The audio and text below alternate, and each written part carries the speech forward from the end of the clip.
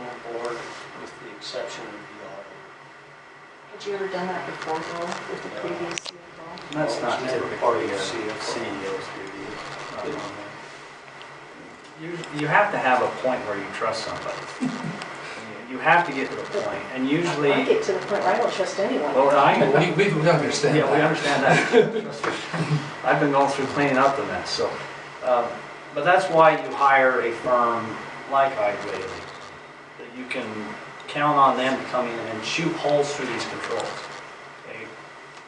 You take a control on our system, a transformer has certain controls that are designed to make sure that they don't overheat like what we've worried about today all day on the Midway transformer due to the Rocky Mountain power issue. You gotta trust those, and when they don't work, you gotta fix them. And that's what Hyde Whaley is, they're kind of our external control to ensure that we are following our processes, which coordinate with generally accepted accounting principles of the United States of America, driven by our different states, GASB, all of those regulatory firms. So I think CEOs don't typically sit down and review through every journal entry. I mean, that's why you have a CFO on board. Board too. But that's where Paul is saying, hey, this would be really good if you guys would take a step back and review these, because then you can see that the documentation exists, the entries were made appropriately, and that there's, because you've seen on that report I sent, you see the journal entries. It's in there. You can look at it and verify that these things are accurate. I just thought that this was such basic management standards. I thought that having checks and controls like this are just such basic management practices that have been known for decades in this country. This is nothing new. Nothing new what we're asking or what you're finding. I just thought that Beaver Mountain Power would already been doing these things. And I have to say that. And it was reported to us by the auditor that we were.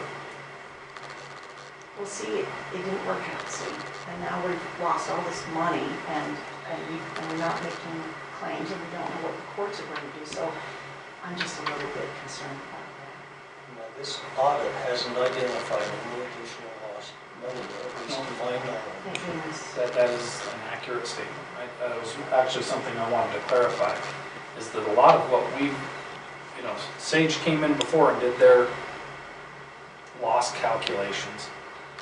In our procedures, we didn't identify theft or misappropriation. It was misapplication of general accepted accounting principles.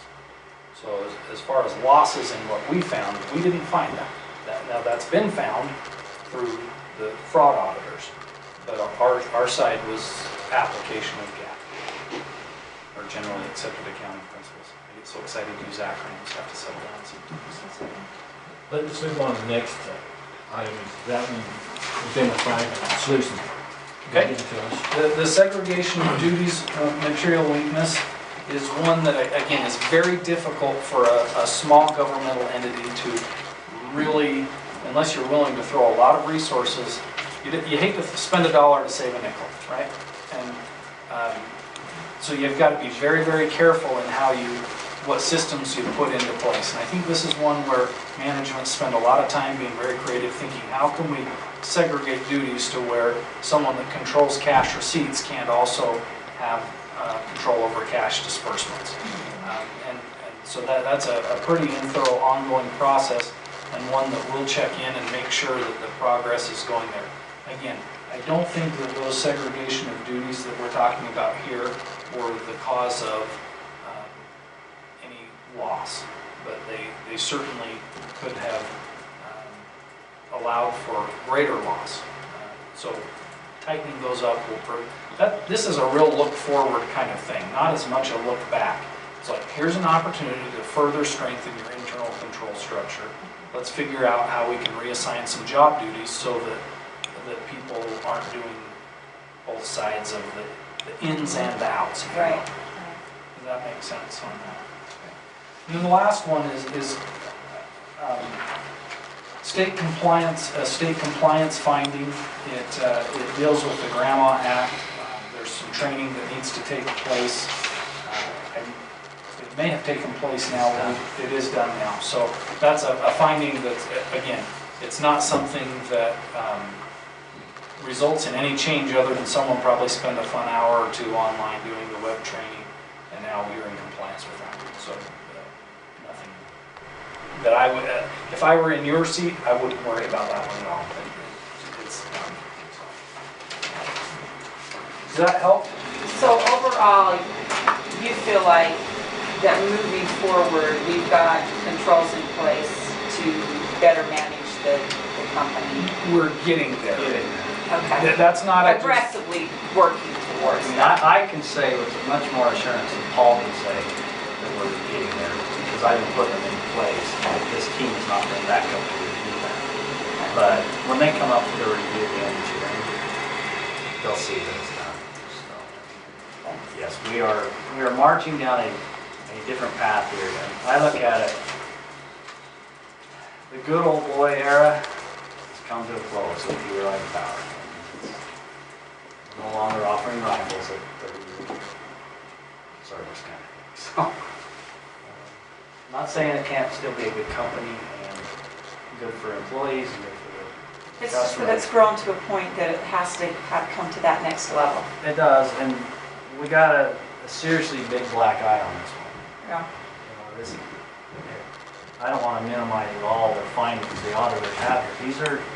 These are not light duty findings. I mean, we definitely have some issues here that I'm glad that they found them and had courage enough to present them to you as such, because they do exist. We're doing what we can to fix them, and there will be a lot more review and analysis on the forward. Like I say, the good old days of just just throw it in there. It doesn't matter.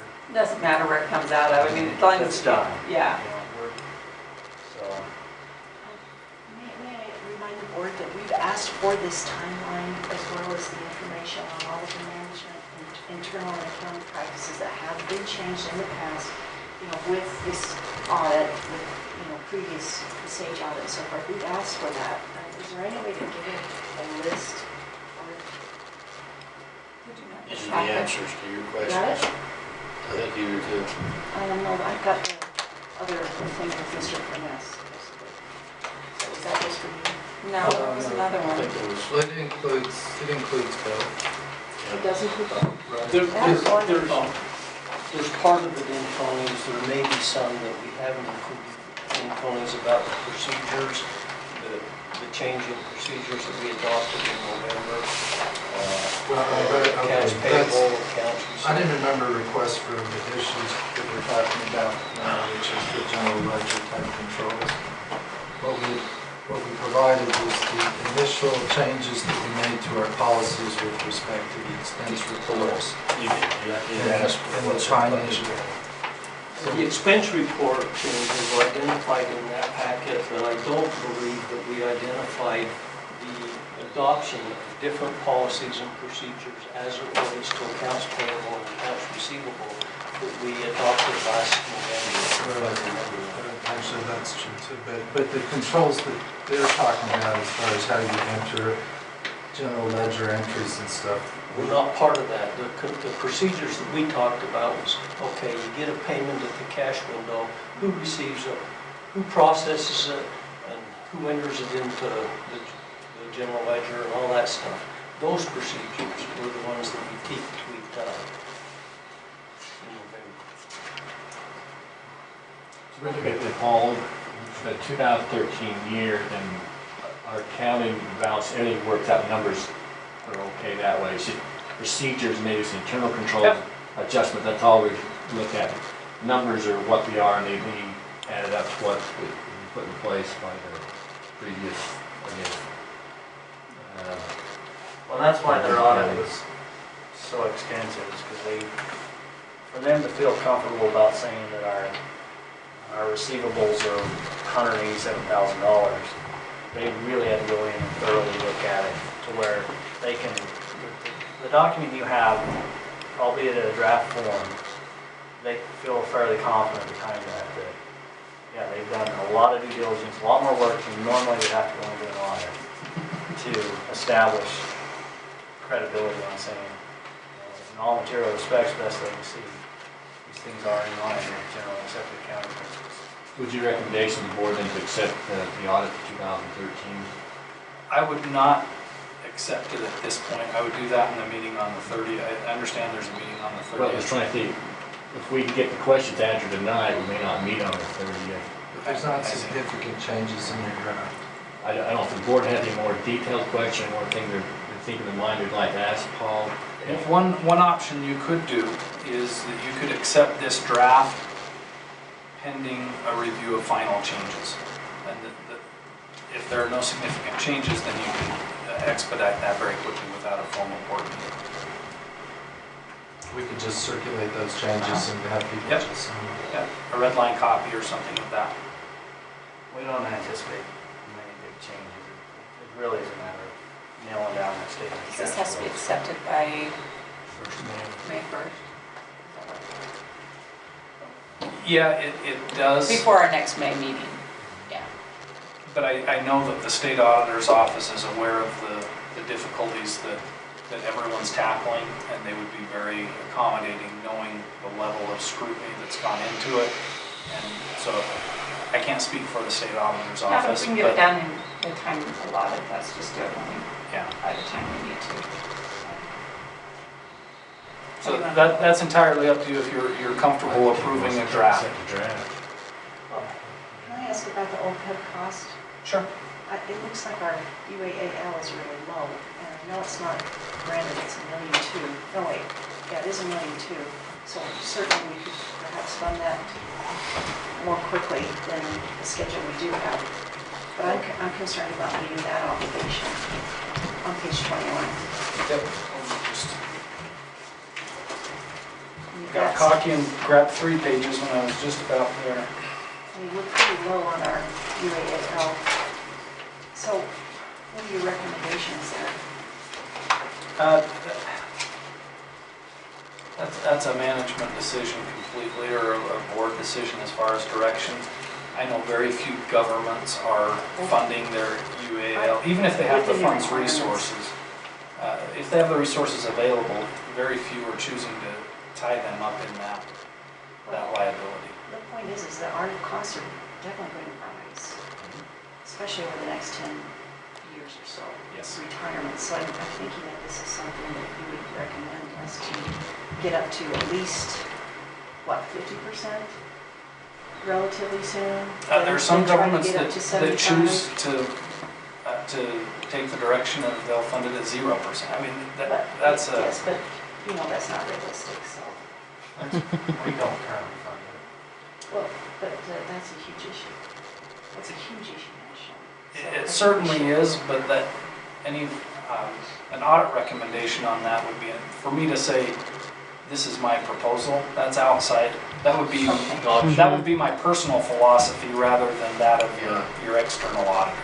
You provided us these figures based on what's available Yep, to us, you and we'll certainly- make the decisions further on. That's how- exactly, you certainly understand the issue Whatever that all comes this with having UAL and unfunded everything else is.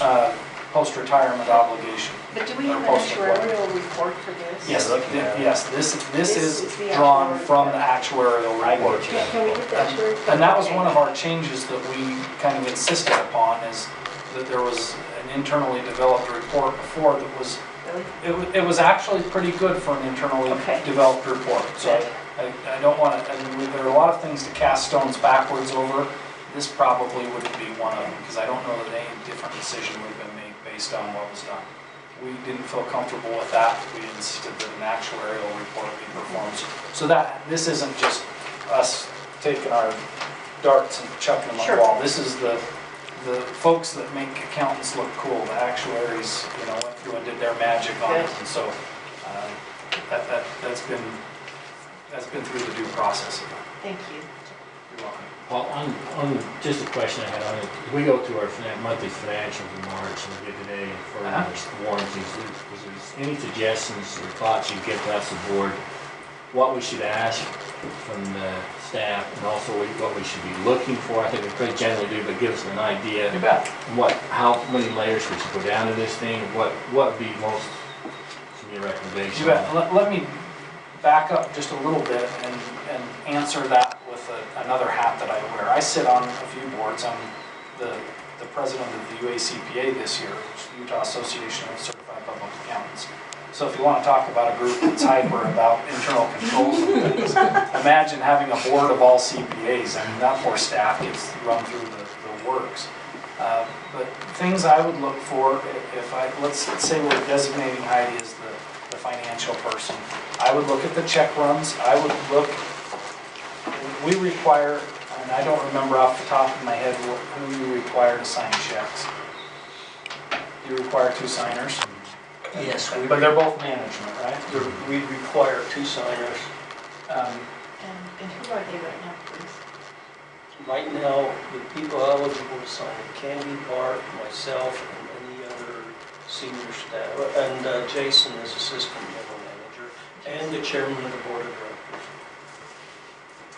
So for the UACPA, we require a board signature and one of either the CEO or the CFO.